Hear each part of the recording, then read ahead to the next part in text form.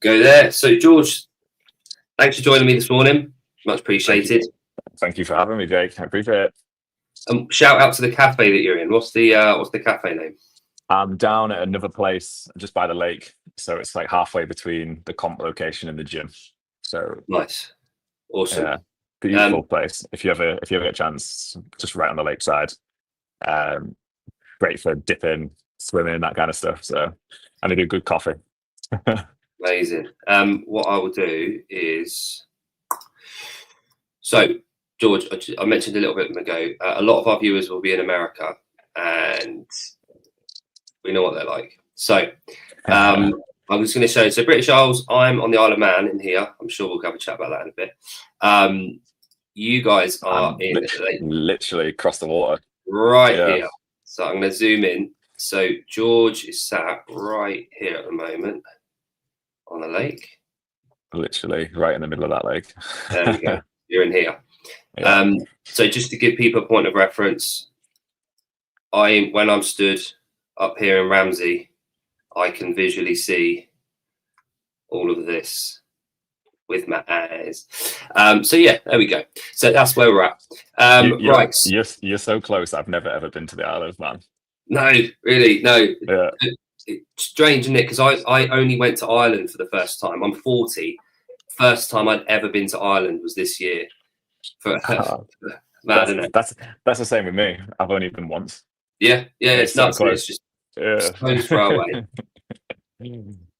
But yeah, it had to be done. I'm going again next month for a powerlifting event. A couple of my clients are going across, so I'm going there twice in a couple of months. Never been there before, but yeah, all good. So George, bit of introduction about yourself to start with. We haven't met before. We've probably been at a competition in the UK at some point at the same time or in the same gym somewhere. But tell us a bit about yourself. Are you from the Lake District? Is that where you brought up? Your kind of age? A bit about yourself. Yeah, so I'm 32. I've lived in Penrith, which is just like outside the Lake District, for all my life. I grew up here, and then went to uni in Manchester. Studied there for a bit. Went traveling quite a bit. Ended up living in New Zealand for a little bit, and I've lived in New Zealand a couple of times now, and I keep getting drawn back to the Lake District because it's just so beautiful. But yeah, born and bred here. My family are from here, so growing up, we're just outside. We've got the mountains, the lake. I mean, not necessarily the weather, but you make the most of it. But yeah, growing up, played lots of sports. Mainly played rugby. That was my sport. Till I was about 20, 21, 22. Had a few big injuries, which kind of put a stop to the rugby side of things. And then started getting into CrossFit probably when I was about 19, 20, I would say.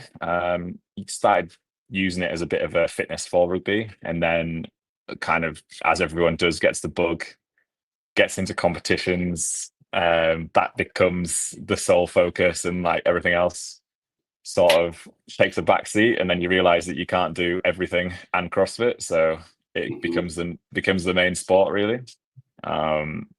So I'm presuming that a lot of people are similar, but yeah, I kind of got the bug and loved competing and loved working out, and yeah, just kind of went from there. Yeah, there's a lot to be said about that and unpack there. I think the draw of CrossFit is the adrenaline, the constantly varied approach. The training's very unique in that sense. Day to day, it's completely different. The stimulus changes, the equipment changes, the volume, the intensity is always varying. And because of that, we find a lot of not addicts, addicts as well, but we get people with a lot of, what flavour of Nocco's that? It is berry rhubarb, the new one. Do you know what? I nearly went for that one this morning. I grabbed that. Strawberry's also one of them like go-tos. Strawberry, berry, and I like the orange one as well. Yeah. So I don't know if they still do it or not, but like when Nocco was first released in the UK, they had still flavors. So it was like a juice one.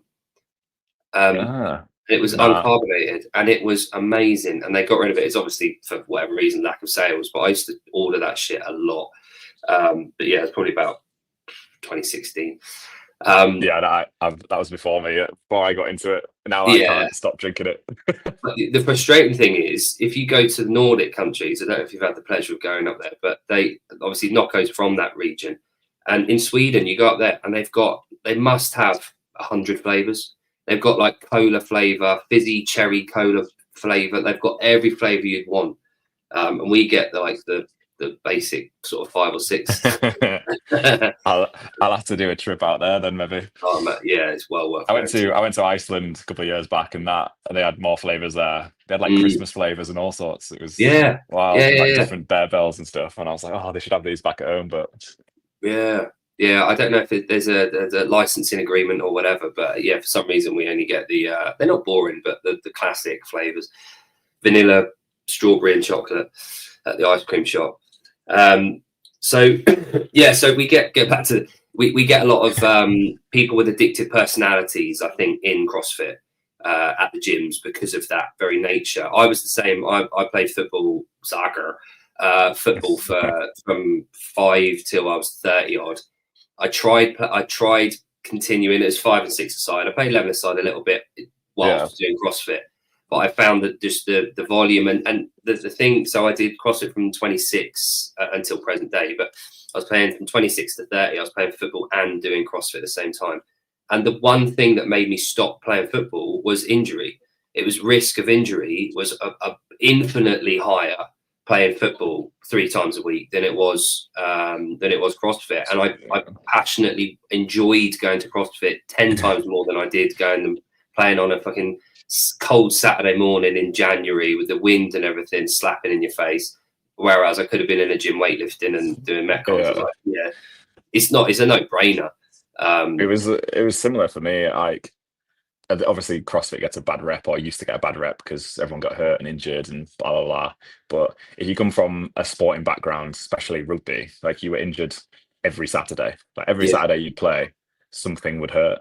You would, you would need physio on Monday, barely move Tuesday, Wednesday, a bit more physio on Thursday, and then you play again on Saturday, and it'd repeat, and you just got hurt all the time. Like, I've had so many more injuries, big injuries that put me out for months and months doing rugby than I ever have doing CrossFit or any kind of fitness related stuff.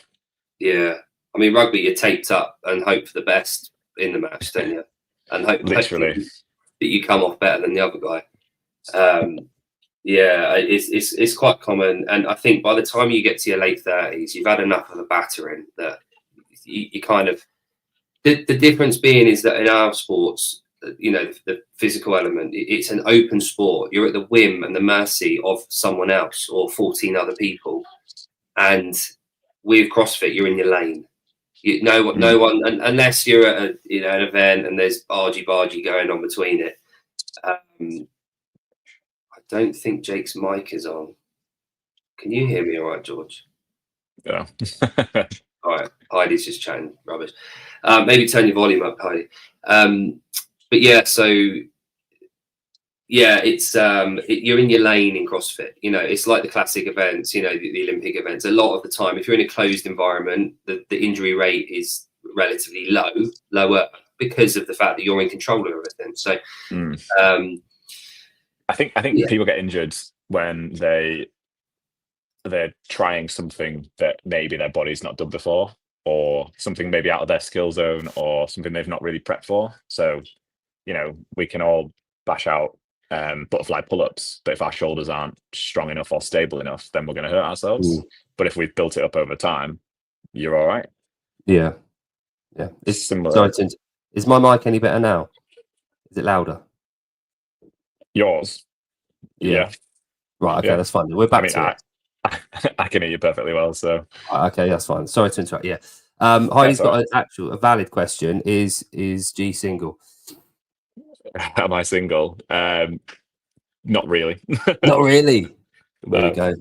Well, Heidi lives in Minnesota, so Bit just of a a trek. short drive away. I appreciate it Yeah, she likes a beard. That's why she hates me. So yeah, so get back to rugby. So yeah, it's one of those where I think initially CrossFit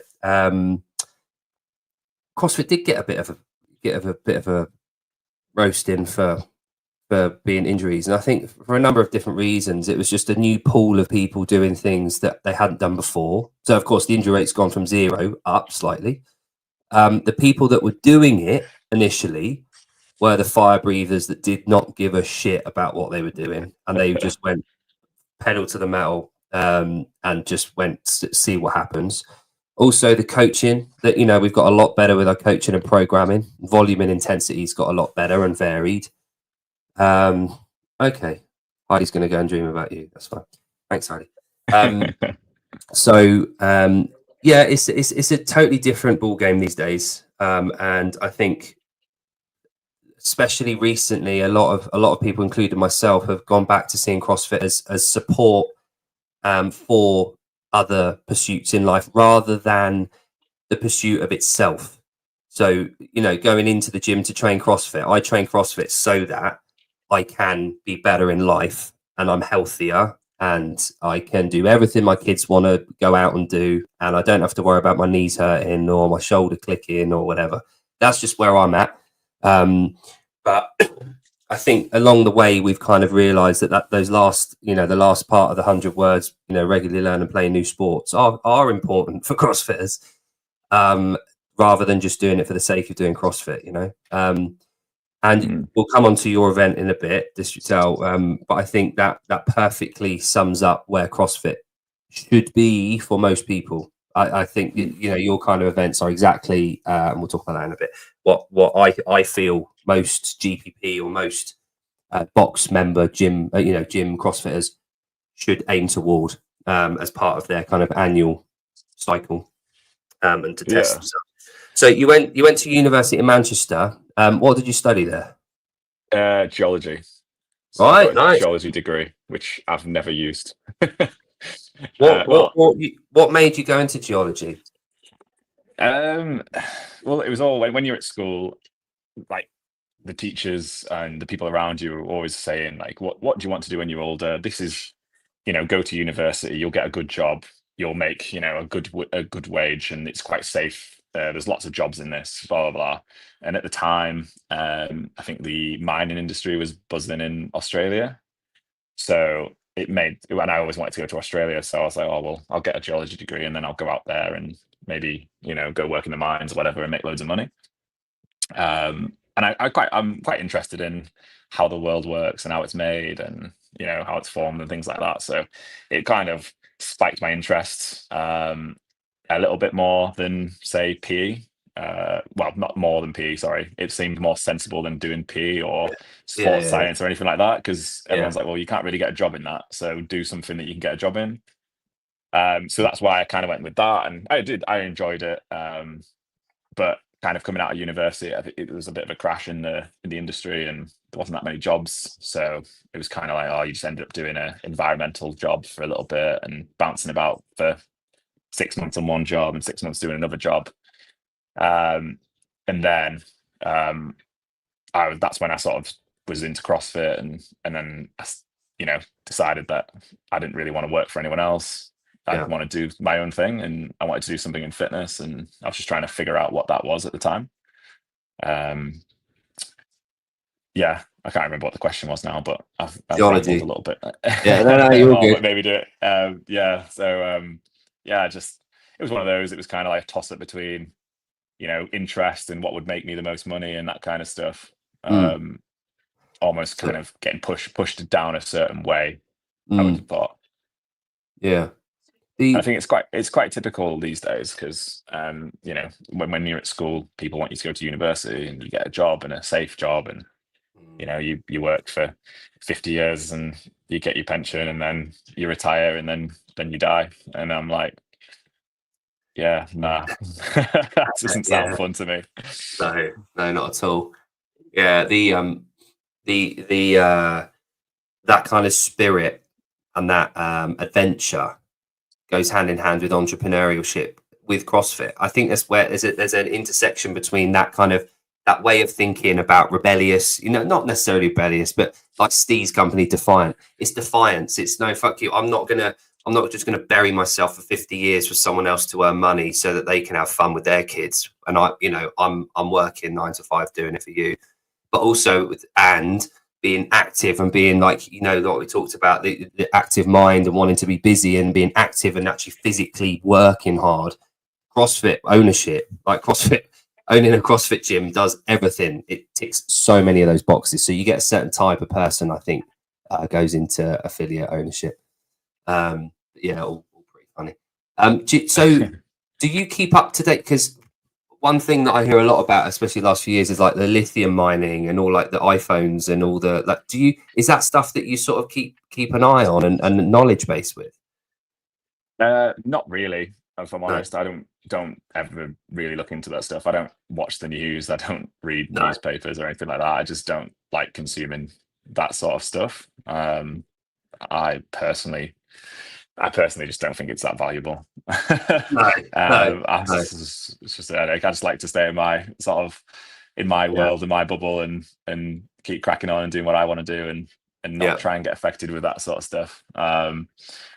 Obviously, like if it's something worth like hearing about, someone will tell you, which is where the gym comes in really well, because I've loads of people from the gym that are very smart and very connected and will talk about stuff at the gym. So it's quite good to communicate with them and ask them questions and things like that, and work out what's going on in the world. But in terms of actually doing it myself, no. Pretty lazy at that point. And I think it's quite a good filtration system.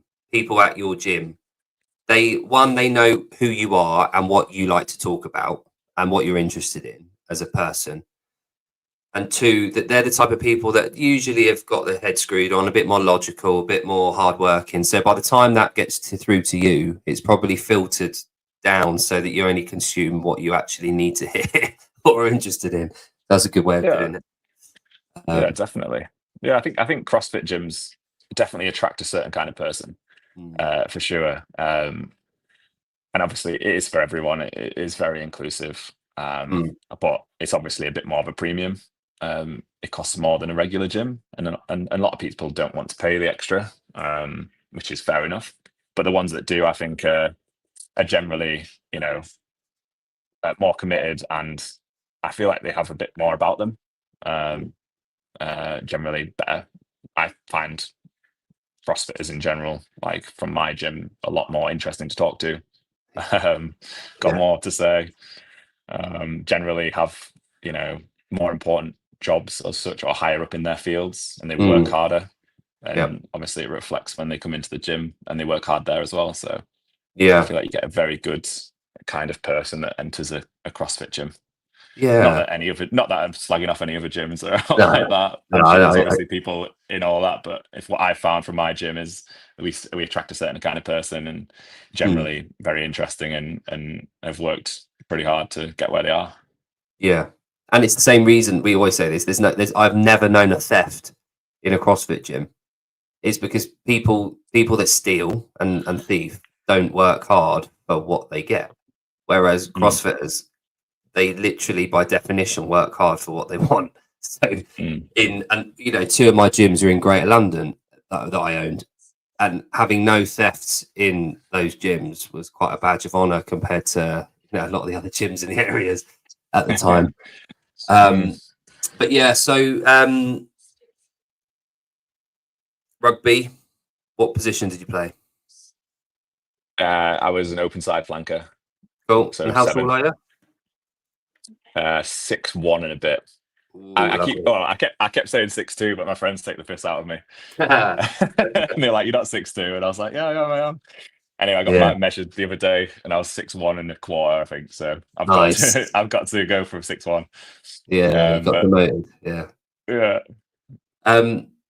Whenever I talk to the Americans and I watch the sport, there's a lot of CrossFitters and it seems like the US, there's just generally this like people slightly shorter. Do you find that in CrossFit in the UK?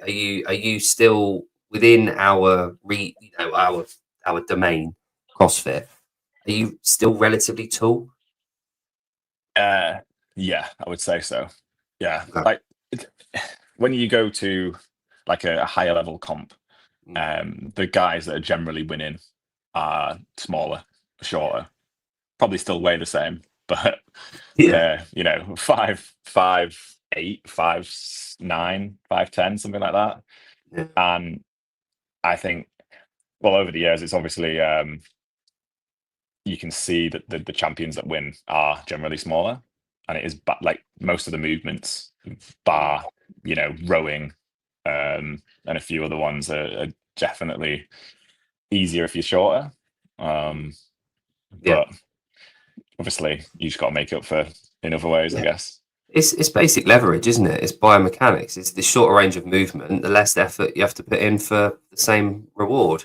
There was one year in the Open where Castro decided to try to eliminate that advantage, and with the handstand push-up arrangement, all got changed. And fuck me, it was like divide your forearm length by your star sign and times it by pi. It was like Jesus Christ, and like, there's so many like defaults on there. But it definitely didn't work as well, did it? Because half the people couldn't physically do it. Yeah, exactly. But that kind of showed the shorter people what the taller people have to contend with a lot of the time. And it's always good to throw in little bits and pieces just to test and to try, But generally speaking, if you are a longer limb, taller athlete in the CrossFit world, you're probably not going to win the games. But then again, how many people do win the games, So I was at, funny enough, I was at the French throwdown a couple of weeks ago, and I was surprised at still how short the athletes were, because the games last couple of years, generally speaking, there's been a little bit of a like taller athlete in the field now at the top end. We've got Yellow Huster and Dave Sharonki and Baron Krenikov. There's this whole roster of guys that are getting taller and taller. And Sprague won the games last year. That's a good shout. So, he's well over six. I think he's 6'1", maybe. So the taller athletes are actually making ground. I think that it definitely has to do with what the workouts are as well. Like you look at like strongman elements, like all the strongmen are 6, 7, 8, massive. And if you mix in elements of that in there, I think like sandbags and yoke carries and all that sort of stuff, I think being taller generally helps because mass moves mass and all that.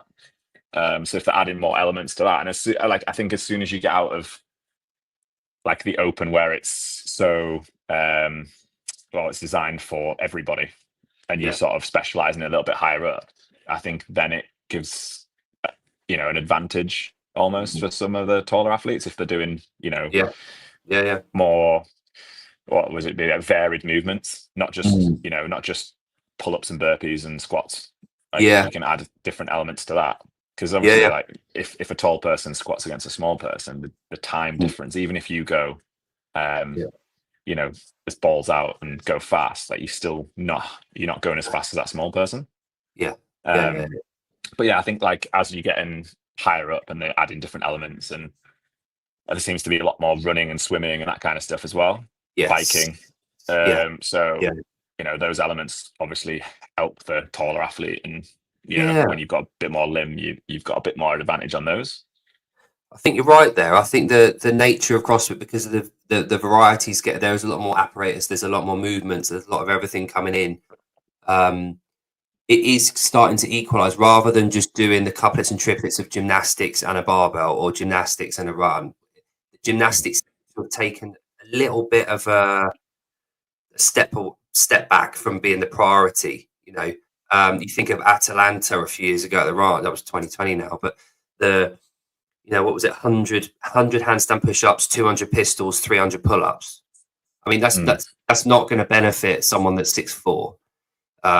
However, since then we've seen, and going back to strongman, like you said, I think the year Eddie Hall won, I think the programming in 2017 when he won fucking was nailed for him. There was 3 static lifts. He was the king of the static lifts, and his shortened range of movement is only 6'3" compared to 6'9" and 6'7", which a lot of the other athletes were. you could probably put it down to that. That's not to discount the hard work and everything that everyone else has done or he's done, but yeah. So you said you found CrossFit at 19, 20. How did you come across CrossFit? What was your first instance of seeing it? One of my friends started getting into it. I used to play cricket with him and go to the gym. I just do regular gym, and he started doing a bit of CrossFit. And he was like, "Oh, come and try it out. Come and try it out." And I was like, "Nah, that sounds stupid. I don't want to do that." I'm just going to keep doing, the regular gym workouts, the bodybuilding style stuff. And he kept pestering me, and eventually I went, and I think it was sort of Cindy or something like that. And I was the first one, and I did it, and I was like, oh, like it was horrible during it, and felt really good afterwards. And then I think I was maybe 18 and or 19, just going to uni, so it was a bit too expensive at the time. And then my last year of uni, there was a deal on it at one of the gyms in Manchester. I think it was Central Manchester. Cool. Nice. And it was like an intro session and a month's pass for like 50 quid or something. So I was like, oh, I'll give it a go. Went and did it for a month, really enjoyed it. I was like, oh, this is class. Like, I actually get why people do it. It was fun. Like, it was just something different, because I was kind of getting a bit bored of the gym. And then I think I had a slap tear repair on my shoulder from rugby. So I think I did 6 weeks of CrossFit, and then I was out for another 3 to 4 months. At which point I finished uni and then went back home to Penrith, and there was a gym there at the time. And my mate still went, so I was like, oh, I'll come along. And that's when I really started, probably at 21, fully committed to it. Nice. And yeah, I just absolutely loved it. It was fun. It was like, I know the energy of working out with other people just was so much better than sitting with your headphones in and lifting weights. So that's kind of my taste of it to start with. Yeah. And then just, like I said, got more into it. Rugby kind of took a backseat, and CrossFit kind of became more of me and my personality. So you say you were 32 now. So Yeah. has your approach to training changed from when you first started doing CrossFit to now? Yes, definitely. So it used to be, I kind of did it, like I said, in the early days, just as a bit of fitness for rugby. And as rugby kind of took a backseat, started doing more. I would train, twice a day, but just do as much as possible every day. Didn't really focus on strength, didn't really focus on gymnastics, just focused on doing CrossFit. And if someone was doing something, I'd jump in with them. Or if someone was doing some strength stuff, I'd jump in with them and just plotted around for ages. And then probably when I was probably about 25, that's when I started thinking about it a bit more. Right. No, it's probably 24, probably started training a little bit smarter, but again, just following programs, but would do the program and then I'd do class and then just sort of jump around a bit more. Yeah. And again, just trying to do as much as possible, which again doesn't necessarily work.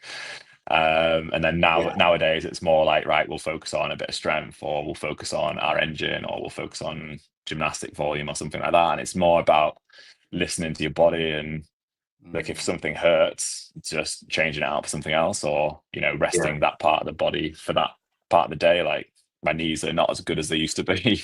So I'm very conscious of those. I don't really do like pistol squats or all that kind of stuff. It's stuff that I know is going to hurt my knees. Just avoid that stuff. And if I have to do it in a competition, I'll do it. But generally things that are going to cause me pain the next day, I just don't do. I've had 3 hernia operations from doing GHD sit-ups. So I've sacked them off. They're out of the question. I think even if they were in a comp, I wouldn't do them.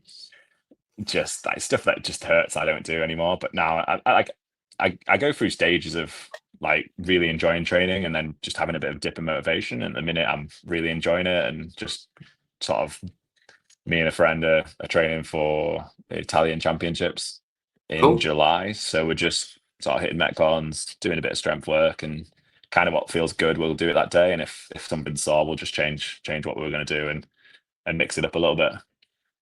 Perfect. Amazing.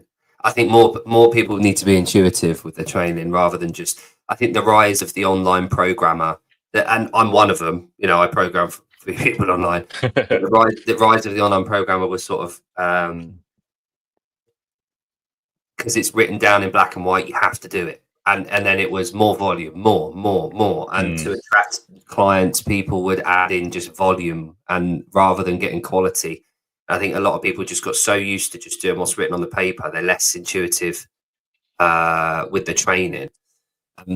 I've gone through a little bit of that myself as well. Obviously, I'll come onto your gym in a sec. But I had a couple of affiliates from 2015 till 2020. A coach that managed one before then. Coach at one now, have done for 3 years. But the way in which I've approached training over the last specifically 2 years has radically changed. I still CrossFit. I still do three workout classes a week. I'll participate in three a week. But I train 6 days. I completely rest. So I tend to go along with the 3 on 1 off, 2 on 1 off. Tend to do that. And on one of those off days, I'll do active recovery of some description. It might be a bike for half an hour. It might be going out with the kids on a hike for an hour or two, whatever it might be. And then I'll make sure that I'll have one completely rest day, just so the joints feel a bit better and refuel and whatever.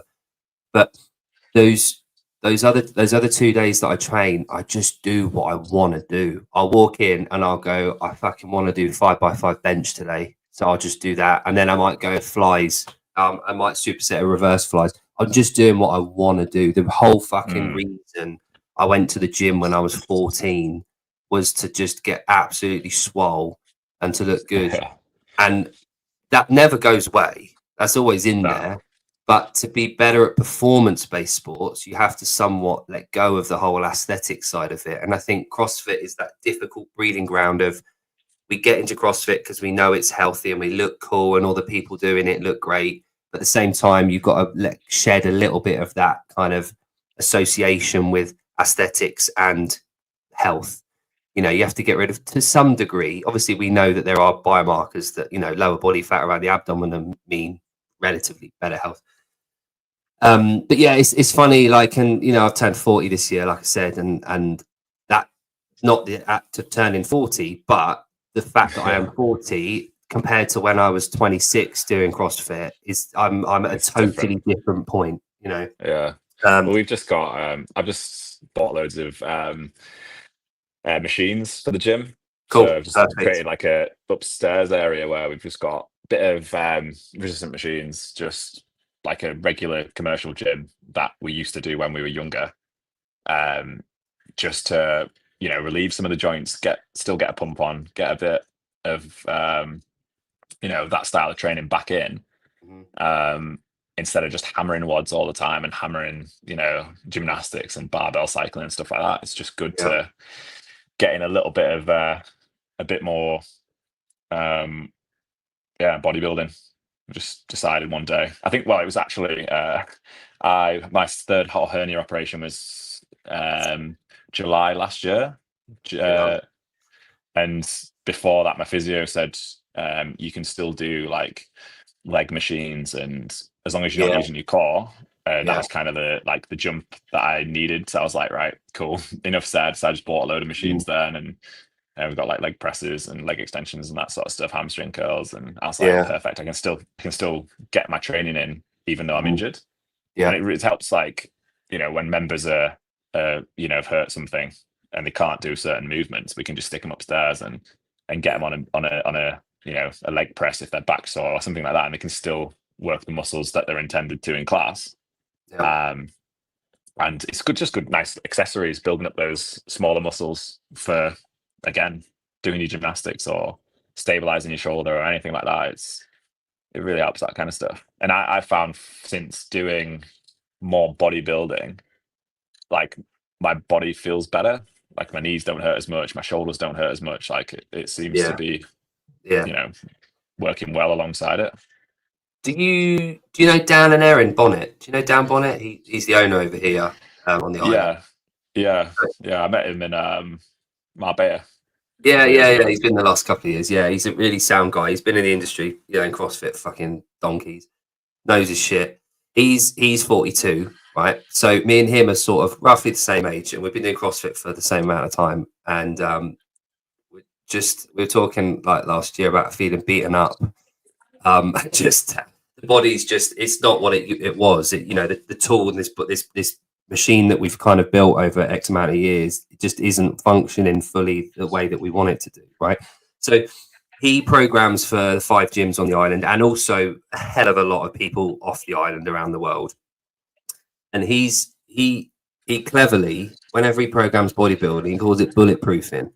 So people are bulletproof in their body. It's like joint repair, and there's a discussion around joint health, and he'll fucking do curls, bench, lat pull downs, seated rows. All what we would call bodybuilding, but for Gem Pop at the gyms, calling it bulletproofing. It moves away from speedos and fake tan on stage, and it goes towards this is good for me. And so there's unwittingly hundreds of people doing bodybuilding work without knowing it's bodybuilding and getting crazy amounts of rehab from it and actually feeling really good. Whereas if you were to call it bodybuilding on the program, I think people might get the wrong end of the stick. So, and CrossFitters have been doing it for years. They've been doing this kind of work. You've seen like Thunder Bro. Like with me and my mate John have got another show on another channel, and we've got Dave Lipson on. I don't know if you know Dave Lipson. He runs Thunder Bro. His stuff's funny. Yeah, he's a level 4 CrossFit coach. His wife won the fucking games. He knows CrossFit, and he knows as well that there's this whole group of people that have got to a certain age doing CrossFit, and now they're at the point where they're like, fucking hell, I feel beaten up 2 or 3 times a week, do these bodybuilding sessions or pump sessions, as he calls them, to get back to how you felt originally, but also get a bit of hypertrophy training going. Rather than doing, build to a heavy clean and jerk today, why not do 5 sets of 3 bench with chains followed by some, tempo flies and try pull downs? It's like, it sounds amazing, and it is. So the variance and the training quality and the adaptions that we've made in the industry have been really something. Well, I think like I said, I got bored of doing regular gym stuff. So CrossFit was exciting and fun, and you were doing these different things. It was varied. It was, it was fast. And then you kind of you do that for so many years, and then you start doing a bit of bodybuilding again. You're like, oh, I've missed this. Like, it was so good. So much fun. Yeah. You feel good afterwards. You get a pump on. You look better in the mirror. You're like, yeah, sweet. And then you go, oh, that was worth it. Yeah, exactly. So back to your gym. Let's talk about District L. What year did you open the gym? 2025. Cool. 2020, So this year? No, sorry, not 2025. What am I about? 2018. Nice. I think we've been open for about 7 years. Awesome. Maybe a little bit longer. Yeah. And who's involved with the gym, like ownership? Just me. Cool. Okay. And so your team around you. Cool. Yeah. So we've got my coaches, my gym manager, and a few coaches at the gym. And they do all the hard graft. Do all the coaches, all the hours. Sign people up, do the on-ramp in, keep the place tidy, and I just kind of oversee it now. Just make sure it's not, burning down and that kind of stuff, and just get to train more. Yeah. Do you have any mentorship program? Do you draw from anyone? Do you? Yeah, we're part of Two Brain. Oh, awesome. So we signed it with them maybe 7 months ago. Previous to that, we didn't have any, and yeah, I signed up 7 months ago with those guys, and it's just been massively different. Like, it's crazy how good they are at what they do, Yeah. and how we've been able to.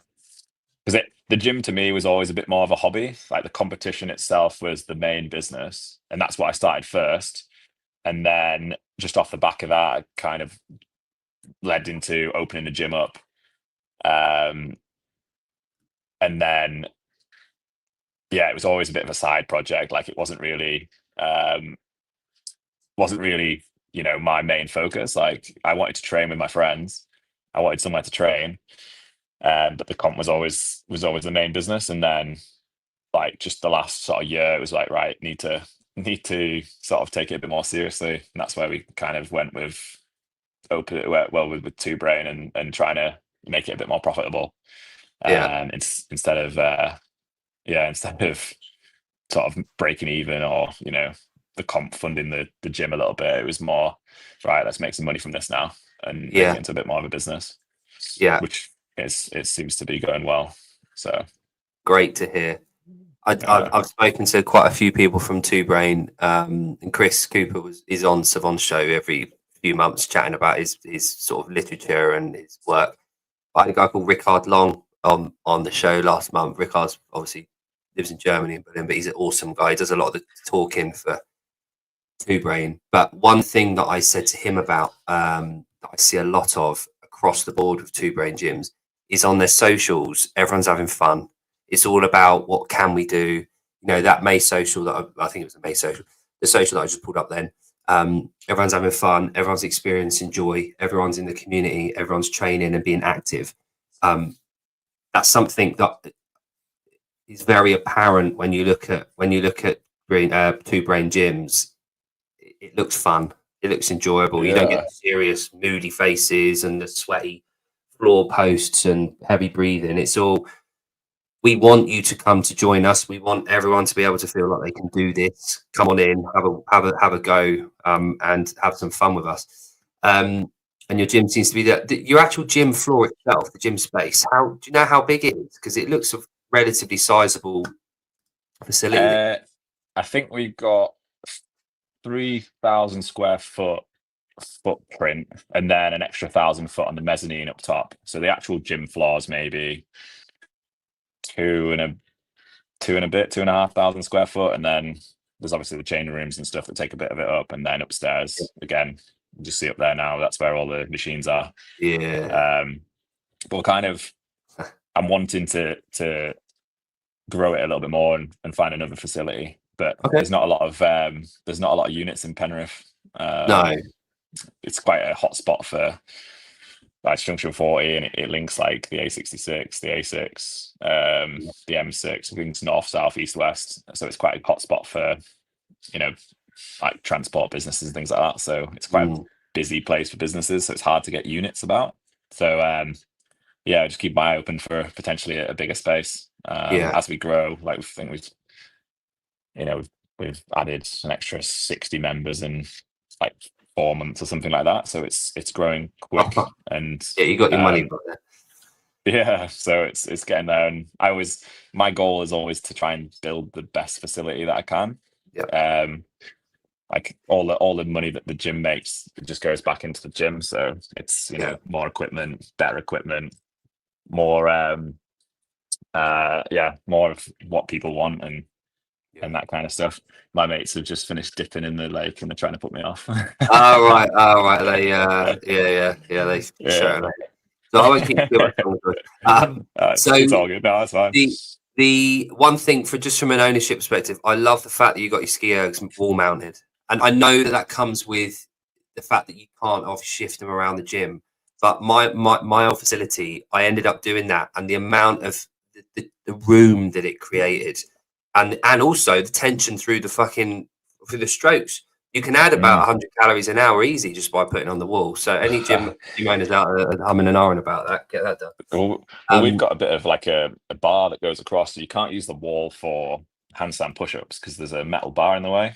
Yeah. And it just makes sense. I mean, I like them on the wall personally. I don't like the narrowness of the stands. Like I always put my feet a bit wider, Yes. Yeah. Yeah. so I Yeah. end That up that part. my Yeah. feet. I just find them uncomfortable. So I always like Yeah. them on the wall, and Yeah. I feel like you can fit more in the same space. Mm, So yeah, I just prefer them on the wall. But yeah, we had yeah. a bit of space that didn't get used otherwise, and it made sense to put them there. Why I not? think like as a gym owner, you or as like I anyway, I end up like trying to make the space as efficient as possible, and you just spend your days thinking about where to put stuff, and then you Yeah. change it, and you're like, oh, that works better. Yeah. Like the amount of times I've knocked walls down and changed stuff around, and people will come in the gym at the like on the Monday, and it'll be completely different because I'll have Yeah. had an Yeah. idea in my head on Monday, on Friday, and I'm like, right, once I get an idea in my head, I just kind of have to do it. Did you So did you do that as a kid with your bedroom at all, or not? no, not really. No. It was always a state. Right. No. I'm quite I messy outside of the gym. just it made Um, me remember that. Like I talked to Erin, who's Dan's wife, who runs the gym that we're at, the main gym, and it's a constant conversation between us. What about that over there? What about that? Would that create this room? Da, da, da, da, da. And they've recently added in a jiu-jitsu matting area because Dan's massive into jiu-jitsu. It's taken up like quite a bit of the one of the units. But what that's meant was the creativity part of your head where, right, where can we move this? What do we really need 3 GHDs in the gym? Like all these different things. And yeah, like, and all the machinery that we've got out of it and the extra C2 bikes that we bought. It's perfect. It's worked so well, even though there's less floor space for CrossFit. It's actually created more because they've had to think differently. But this is this constant thing, and it just yeah, made me. When I was a kid, I used to get bored of my room the way that it was done. So every few months, I'd like shift the bed around or move it around or move. Just it's funny how your that's mind good. works. But Yeah. yeah, it's a similar thing Yeah, with your we gym. literally try and change stuff all the time. And like, I think if you're not constantly trying to get better and Yeah. develop what you've got, then Mm. people get bored, or you lose people, or I don't But, know. but It adds a bit of excitement as well. Yeah, And exactly. It's if you don't have to spend money to make your gym look completely different, and people walk in and they'll feel like they're in a new gym, and it will be exciting again. And you've done nothing other than move something around a little bit.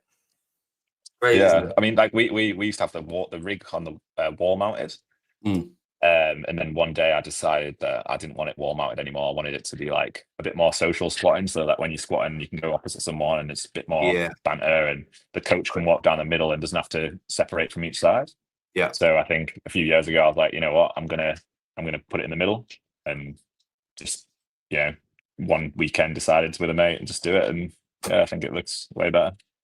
yeah. It People works better. walking on the yeah, exactly. And like for like you said, for socials like Murph, especially, you know, Yeah, way you're better. gaining that visual rather than everyone just staring at a wall or the shutters. Mhm. You're actually part of that community visually, which is lovely. Um, so you mentioned that you had District L the event before the gym. Yeah, Did you name the gym after the event then? yeah, yeah. So Right. I was like, yeah. So basically, Um, I didn't ever really want to own a gym, but it kind of just happened. But the comp, I was, umming and ahhing what to do with life and that kind of stuff, and there wasn't anything around in the Lake District at the time, and it's such a beautiful place, and I love bringing people out here and showing it off because like it is truly, one of the most beautiful places in the world. Like I've done a lot of traveling and been to so many different places, and on a sunny day, there's not a lot of places that will beat the Lake District. And I know it's England, and it's not exactly a hot spot for tourism, but like it's such a beautiful place, and where we Mm, live, we're so lucky. It's 10 minutes away to get up a fell or get on the lake, and it's yeah. it's just amazing. I absolutely love it. I love this place. So um yeah, I was like, you know what, we can show it off here. We can do a competition here. I think I went to a few comps, and I was like, well, you know, why can't there be a big competition here that everyone comes to Mm, and yeah. treats it as a weekend away? Because Mm, it's like it's nice to be able to show it off. yes. So that was kind of the idea, like bring it here. You know, create some sort of business. And it was never meant to, it was never meant to take off how it did. It was kind of like, we'll try it and see what happens. And if it works, it works. If it doesn't, oh, well, at least we had to go.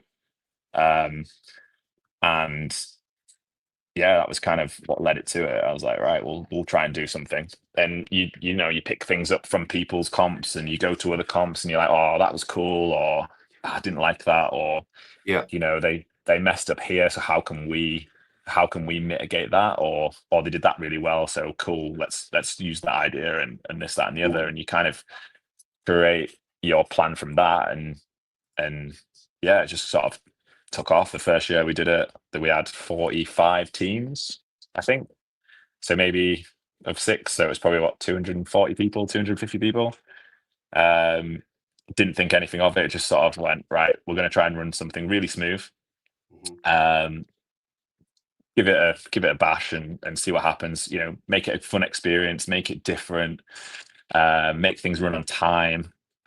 One of my things is I like to be on time with things, and try and get the heats going at the right times and stuff like that. So make it run on time, make it run to schedule, and make people have fun, and still work hard. Make it very inclusive so that every person can have a go. It might have gymnastics in it, but we'll make a slightly different version for those teams. And if or how it works is they'll still be on the same leaderboard, but they'll do a scaled version, and it'll take them longer to do it, or something like that. So we'll just basically created this competition, tried to make it fun, tried to make it inclusive. And after the first year, everyone was like, my God, that was really good. Obviously we had loads of teething problems, and it didn't run amazingly well, but everyone seemed to enjoy it. It was on time, and that was the main thing. Like I made all my worms the first year myself. They kept breaking. Really? So I was duct taping them up. I made Atlas stones. Basically made everything.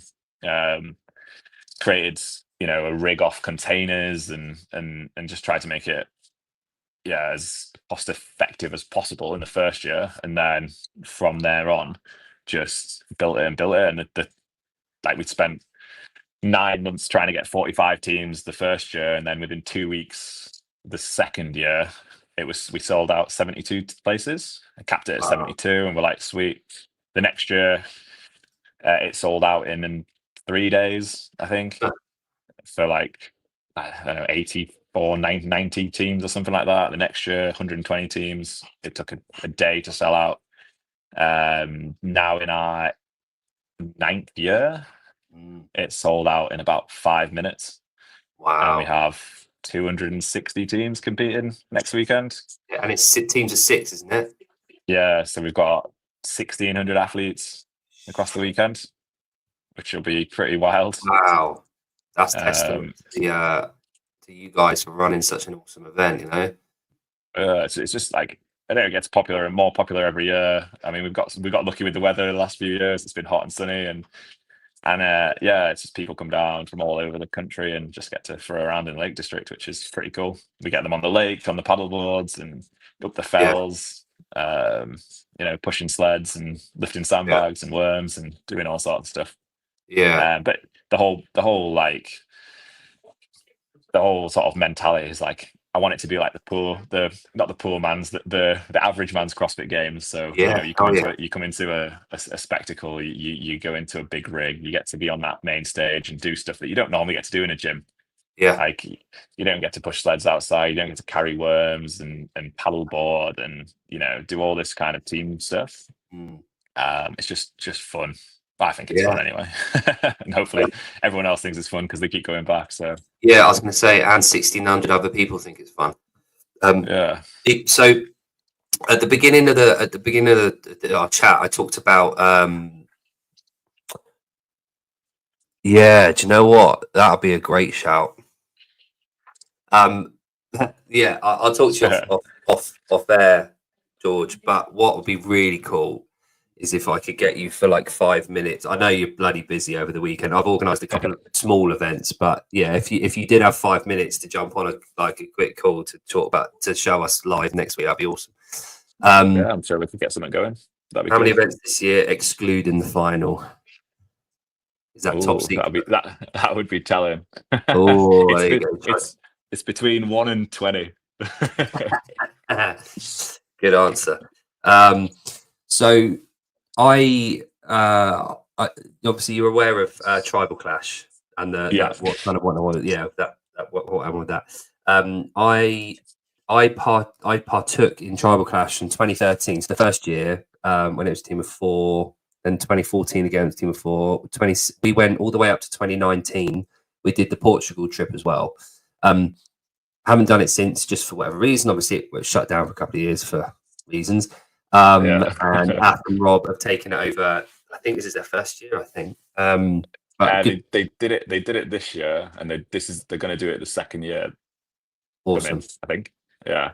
great, I think it went really well this year or great. last summer. So Ah, brilliant. Okay, good. Yeah, I'm pleased because they're really cool people, and the fact they took it the on. sound they've literally been at the comp every year since it started. Really amazing. Yeah, I think I think they won the first 3 years in a row, maybe Really, 4 years in a row. So that's like, oh, and it was getting a bit awkward because we just kept winning. I was like, oh, we need a team yeah, to come and beat them or challenge them and stuff like that.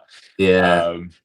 And eventually got knocked off, but yeah, they sound people. Mm. We get on really well. Ah, good. Yeah, yeah. They're not too far away, are they? They're in Derby. I think. Derby, they're like Yeah. 3.5 hours, something like that. Ah, cool. Yeah, it's not too bad.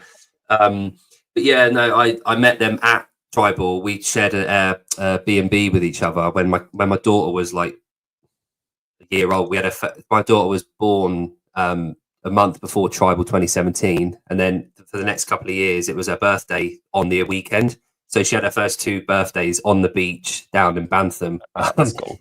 But yeah, but getting back to the point that with events like Tribal, for me, that became my CrossFit Games. That was my annual test of what I've done in the gym, using it not for the sake of being in the gym, but for the sake of outside the gym, in the elements, cross modal, out there at the stones, swimming, all the running, all the functional stuff, up and overs, all the kit. And from what I can gather, you guys have got obviously your barbells as well. So you got a hell of a lot additional kit to the essence of what Tribal was.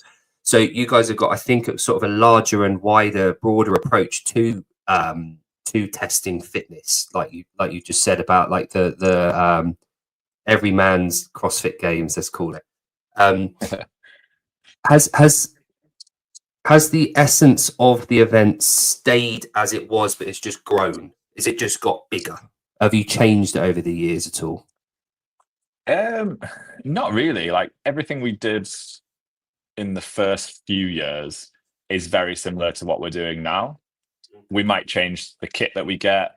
We might, upgrade some kit. We might get something different in each year, and we try and add something new every year to give it a little bit more of an exciting element. But yeah, the essence is just basically, have fun with your mates, push yourselves, push your limits, and see where you come at the end of the weekend. And by the end of the weekend, hopefully everyone's had a good time. They've worked hard. They feel sore at the next few days, but they've gone back with some great memories of stuff that they maybe won't get the chance to do, for the rest of the year. And like you were saying, like we want it to be the focus of someone's year, like District L. We're doing District L this year, or we get gyms come back every year, and it's their big social almost. Like some people bring 6, 7, 8 teams some years, and they use it as a big social for the weekend. They hang out all weekend and do some working out, cheer each other on, and it's cool to almost have created something that's what people look forward to. And like you said, it's their focus of their year is District L, which is amazing. 2 things. I'm talking logistically here. I'll come back to the actual event itself. Logistics. Where do you keep? Have you got a container where you keep all the rigging and the kit around the year round? Yeah. So I've got 5 containers full of kit. They're just kept at the gym. Right. And then we ship them back. Well, we transport them down to the lake, unload them, build everything, and then at the end of the weekend, fold it back down and put it away. It's quite every year I buy more stuff and I need more containers and things like that. And it's getting a bit crazy of how much stuff we've got, but it's assets. definitely fun. Yeah, Yeah, it's worth it. Like I enjoy getting new kit, and I enjoy adding stuff to the competition. yeah. So yeah, we just keep it all at the gym, and yeah, it takes up a lot of space, but Well, it's definitely worth having. oh yeah. And camping. Is there a campsite? Obviously, I can see some sort of vendor stuff up here. What's the deal with like the competitors and the athletes? Where So we basically take over the little village of Glenridding, and there's hotels and Airbnbs and campsites in the area. So there's I think Hillside campsite, which is the closest one. People tend to go to that one. We're not actually allowed to camp on the field because it's council owned, and obviously you're not really allowed to free camp in the Lake District anyway, unless you're on right? the fells. Right. So it's technically illegal to camp or wild camp on the lakes, but I mean people still do it obviously, but yeah, we're kind of trying to follow that code, Yeah, and yeah. not have people stay on the things. So um, yeah, most people stay in like Airbnbs, or there's big houses, manor houses about that people rent out as big gyms and things like that. So Right. Nice. but yeah, then the more people we get, obviously the more scarce accommodation is. So I'm not sure where people are staying this year because there's a lot more people this year than last. Yeah, Um, they'll find a way. yeah, When I went to Tribal down in Portugal, obviously we flew, blah blah blah. We are our place that we stayed at for the 8 of us that went down was 45-minute drive away from the beach. But that was nothing. We were in Portugal, we were on holiday, we were at an event, we were there for the weekend, it didn't matter. So yeah, those kind of things, I don't think people think twice about driving half hour each way. So also the one thing that you've improved is bloody tourism for the village. Those places are getting rammed. I'd imagine the cafes and the your area is getting a lot of business as well. So I'm pretty sure they'll be very thankful for the yeah. I mean, most of them are. We do annoy a few people, but you're obviously going to get that. But yeah, most people, the shopkeepers and stuff like that, they say it's their busiest weekend of the year. Like they absolutely love us come in. We try and work with the local councils, so we use their car parking facility so that they can get some money into the area and improve their facilities and stuff like that. So mm, we yeah, we try and do enough to keep everyone happy and yeah, make it beneficial for everyone. Like obviously we're doing a competition in our business there, and it's good that everyone else gets business as well. yeah. Makes money. If everyone makes money, everyone's happy, right? Yeah, exactly. And like we talked earlier, we know CrossFitters. We know we're hard workers. We know we tidy up after ourselves. We know all that. But from a council perspective, you say sports event with 1,600 people, they're thinking football or rugby tournament. Mm.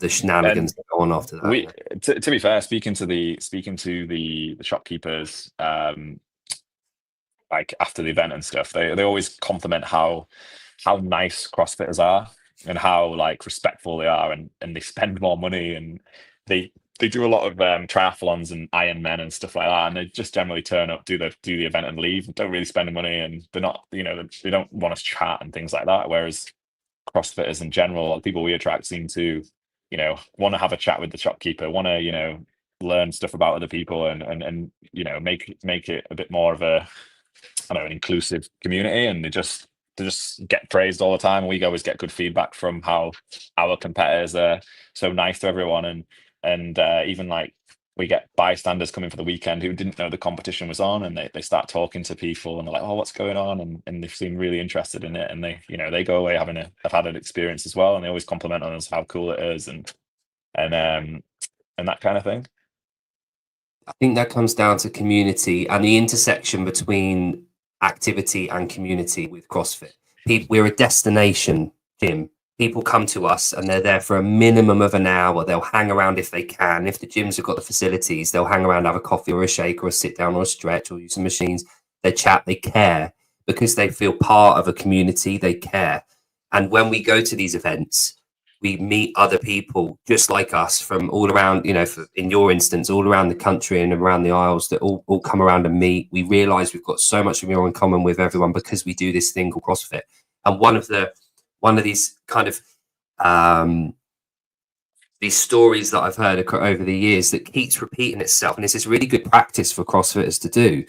There's this guy that buys a property developer in the US, and whenever he buys property in any town or any city around the US, when he goes to a new place, he rings the CrossFit gym and asks them, have you got an electrician, a carpenter, a surveyor? Have you got these people in this town? I want to use them because I know the type of person they'll be. They'll work hard, they'll put in all the effort, they'll stay afterwards, they'll communicate well, they'll put in the effort, and they'll want to do it because they give a shit. And it's this really nice knock-on effect of having this thing, rather than, like we talked about at the offset, about the typical Globo gyms. People go in, headphones in, they don't really talk anymore to anyone else. They go there, they do their thing, they leave. Other sports, traditional sports, it's an event, it's a sport, it's not a methodology, and it's not a community-driven methodology. Whereas what we've got ticks all of those. So your business owners in the area that at your event, as soon as you get this swarm of 15, 1,600 people that come along, that share all those values, that care, they want to invest, they want to be there, they're enjoying themselves, and they're hanging around for a bit longer because they can and they want to. That's awesome. That's such a testament to what we have and why it's so important that we continue to bring that to the forefront. And you know, why we invest in affiliation, why we want to be part of this thing called CrossFit rather than XFit or, you know, functional gym down the road. That the name brings all of that to light. You know, you guys are a CrossFit competition, you know, and you can't escape that, but you don't want to, because the name brings with it that certain kudos, and that's part of the beauty of what we have, and why it's lovely to hear that events like yours are growing and are thriving because of the passion, the energy, the community that you've brought to it, and just the energy. And you know, look, if you watch any of those videos I've just pulled up, all it shows people working hard in a group environment, enjoying themselves in an insanely beautiful part of the world. And it's such a lovely spectacle to see. So I really hope a lot of people watch that, and I hope the ticketing website's nice and easy to navigate. Because I'd imagine, when do your tickets go on sale for next year? I know you haven't had this year's event yet, but when do tickets tend to go on sale? They go on sale the Friday after the event, so we get them out straight away, and then usually if there's any left, like, well, by the end of Friday, we're pretty lucky, but they'll go out on Friday, and we usually do like a bit of a pre-sale for existing people as like a thank you for coming. And then if there's any left over, we release them to the general public. We had a bit of I didn't realize it was going to sell out so quick this year, so we sold out in about 2-3 minutes, 5 minutes maybe max. But yeah, I need to update my website. No, you're good. I use Team Aritas now. It just seems a little bit easier to navigate. Do you talk to Lucas? Who is it that you talk to over there? Steve. Right. Cool. And just run it all through there now. I sort of update the basic information on the website, but yeah, Team Aritas seems to work just wonders, and always start out on there, and everyone, all the teams are on the leaderboard and that kind of stuff. So it's pretty easy going now. Again, I'm sure you've been through this with the guys at Two Brain, but it's just systems. It's having the systems in place, just taking all that time and energy away and just keeping it simple. Lucas Widomski is on the island. He's a gym owner here on the island. He's part of Team Aritas, along with Nick and Steve that you just talked about. But yeah, they're good guys, and the system runs well. Because Lucas is here, we use Team Aritas for all of our internal comps and all the organizations and competitions, stuff like that. I know it quite well. So do we. It works really well. It's simple, it's easy to use, easy to navigate. Like you said, like, because there's so much going on in the weekend, it's just nice to have something very simple and easy to use. And it flows better. So we used to do it on spreadsheets and hand signing waivers and all that stuff, and it's just carnage. So it's so good that someone's got like a system in place where it's all there. They sign the waivers as soon as they book on. You know, when the team goes on, they sign the waivers, and we know it's all done, and then it's to a high standard, and then we just have to worry about putting a good show on and don't have to worry about the behind the scenes. That's the thing that when I ran a couple of small to medium events in Brunel University, in Uxbridge a couple of years ago. People like Zach George when they were up and coming, and Will Kane was at a couple of them. Just general kind of a couple of names on the UK scene came along, but the reputation that we got as an organisation for events was it was simple. Purchasing everything was online, but it was on time. Everything ran to the. I was furious if we were 10 seconds over each time. It really ate me alive that I hadn't done it on time. That was my only job all day. I cannot imagine the pressure and the stress that you are under as the organizer for that size event for a whole weekend. So fair play to you for doing that. And I'm sure you've obviously got a team of people around you. Yeah, I mean, like the gyms are the main team. Like we have, all our members doing the comp and judging and helping out and moving kit, and a few mates that will help us build the rigs and that kind of stuff and set up. On the weekend, very much family, dad, brother, sister, mum, all help out in some way. My brother's on the mic with one of my mates this year, so they'll keep the timings running, and I just make sure that the judges are there and that we're on schedule. And it's kind of like that, is like I want it to be on time. I don't like it when we're a couple of minutes out and I'm like, right, let's try and get back on track. And usually we do a good job of keeping to our schedules and keeping to our timekeeping. Yeah. Occasionally you go a little bit awry, but you try and put it back in some way. I've been to comps before where like you're working out 3 hours past when you were meant to be on, and it's like 7-8 o'clock at night, and you're like, oh, I just want to go to bed. I don't want to be competing. So that's kind of been a big one for me. It's like, just make sure it's on time, make sure that people are competing when they're meant to be, and then from there it takes care of itself, I think. And the thing is, you've got the elements to contend with as well, being outdoors.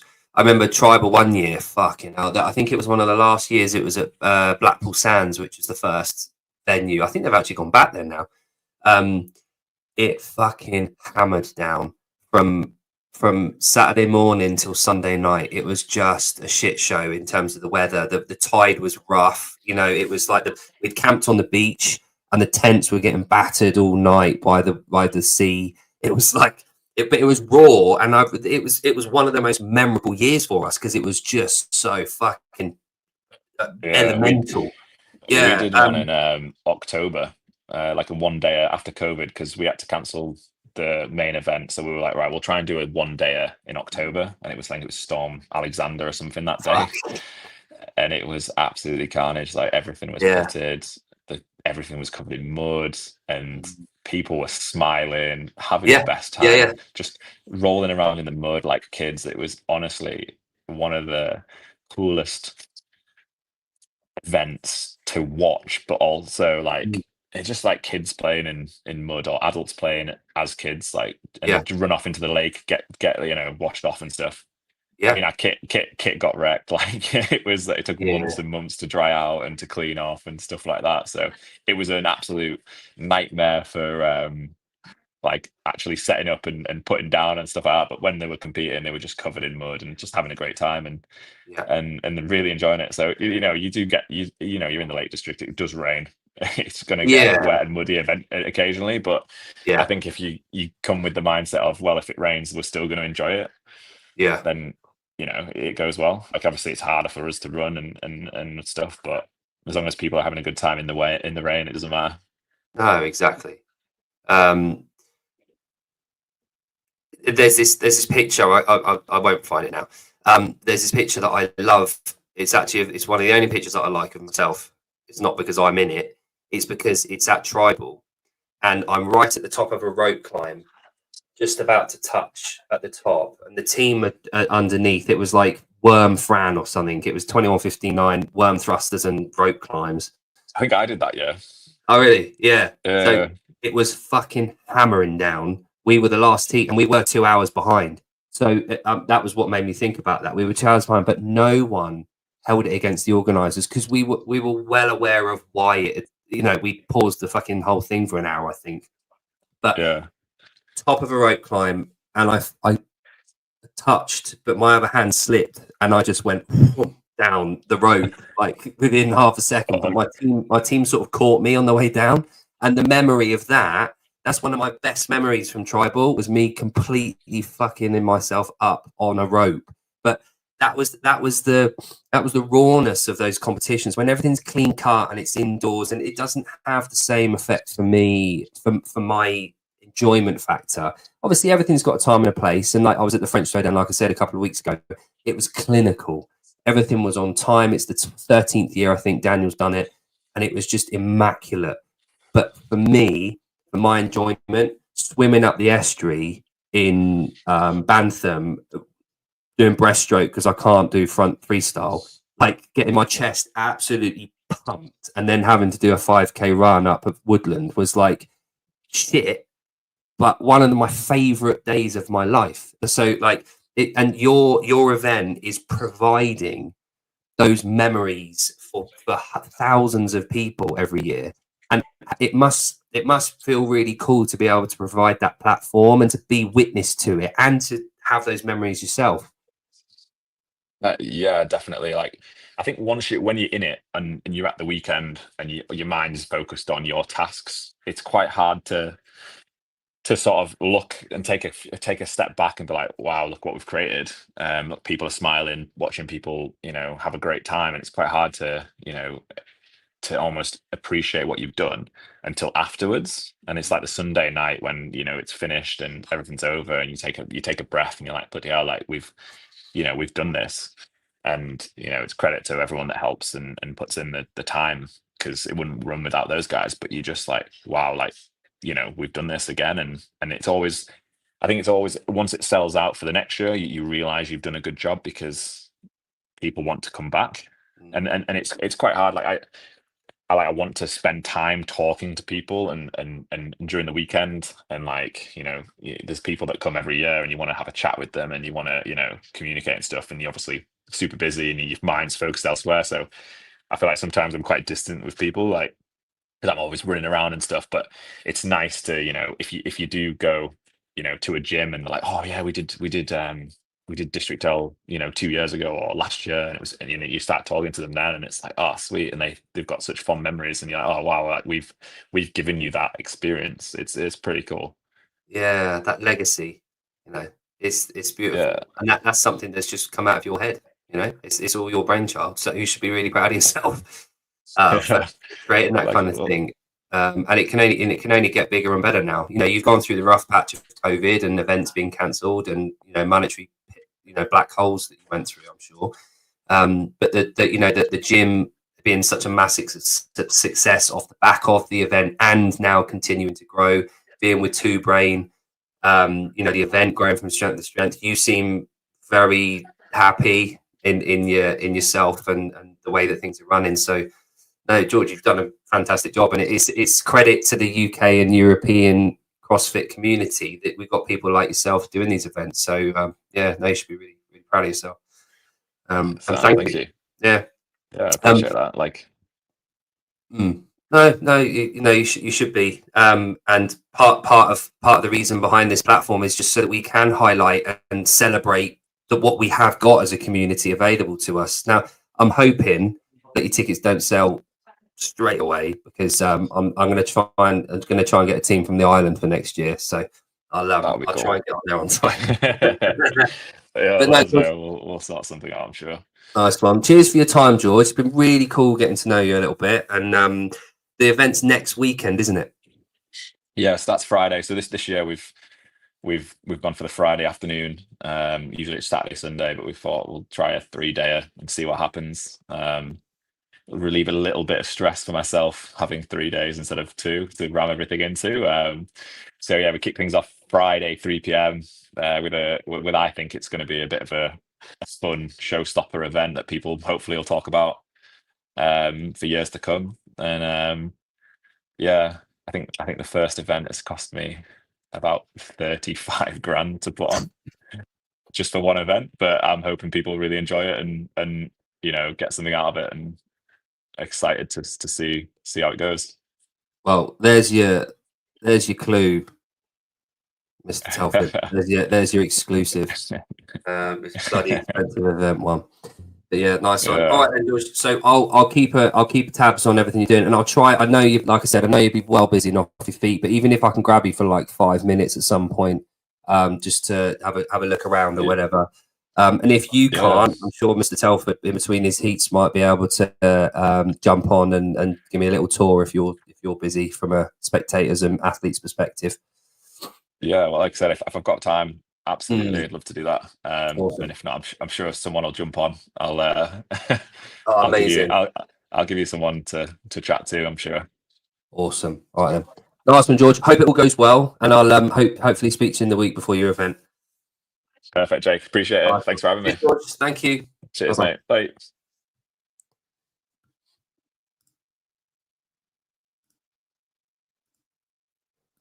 What an awesome guy, eh? Excellent. So,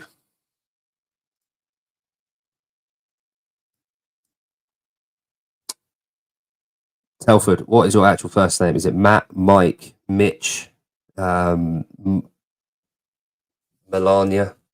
I'll find you on Instagram and I'll hook up because it'd be cool to be able to patch in with you and get a few minutes of your time in between and ask you about the events and all that kind of stuff. It's always good to get the community and athletes' perspective on these things. So yeah, this week coming. So tonight on the other channel on the Glinton things. Now I don't know if you saw Kill Taylor yesterday. They are at Syndicate Crown. Taylor absolutely annihilated a few people in there, but lane 3 was Matthew, and on Matthew was a particular T-shirt, Glinton things. So I just wanted to give him a shout out in lane 3. Jon and I will have a lady called Bryony on the show tonight on Glinton channel. So if you aren't subscribed to Glinton, come over and subscribe to their channel. Insanely funny, talented, introspective, inquisitive ladies on there with a lot of heart and a lot of passion. So go over and give them a follow. We've got a lady called Bryony on there who got into High Rocks a couple of years ago, and then she was going through a bit of a hard time earlier in the year, and she got run over on holiday. So she's in the rehab now. She's getting back into it. She's racing again soon. So we're gonna chat to Bryony tonight and have a discussion around her rehab and how she's doing. So join us on Glinton tonight. And then I'm hoping, well, actually, I will be on the Defiant show next Sunday evening. We've got Dave Lipson on in the week at some point to be confirmed. And I'm hoping also to have the mighty Athena Perez on the show next week for some exclusive breaking news from over the other side of the pond. We might have some news to share with you, the crowd. So please keep your eye out for that. I will post about when that's going to happen. And I'm hoping to have a guest on Tuesday, yet to be revealed. I wanted to keep it a secret. But yeah, thanks for joining me. Thanks for having a peek into the district. District L. Go and give them a follow. The event's bloody amazing. I'll bring that up once more. So if anyone needs to see the actual site. But yeah, it's just a shame. It's next weekend, isn't it? 6 on it. Yeah, I can't make it over. It'd be annoying. But next year, maybe next year. If anyone wants to come and join me in a team, we could have a Seven-ister team, couldn't we? We could have a base show team. Who wants to join me? Travel over, team of 6. Let's get on it. If anyone wants to, let me know. We'll sign you up. Right. Thanks for joining us, guys. Have a lovely Sunday, whatever you're up to. And if you can, stop in and watch the show today, Syndicate Crown. It should be a marvellous time with Saban and the crew. I'll see you all soon. Bye.